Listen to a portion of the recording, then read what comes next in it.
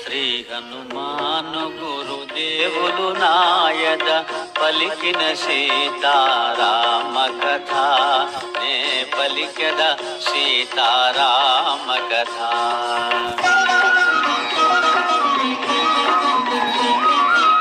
శ్రీ హనుమంతుడు అంజనీసుతుడు అతి బలవంతుడు రామభక్తుడు లంకకు పోయి రాగల ధీరుడు మహిమోపేతుడు శత్రుఘర్షణుడు జాంబవదాది వీరులందరును ప్రేరేపింపగా సమ్మతించెను.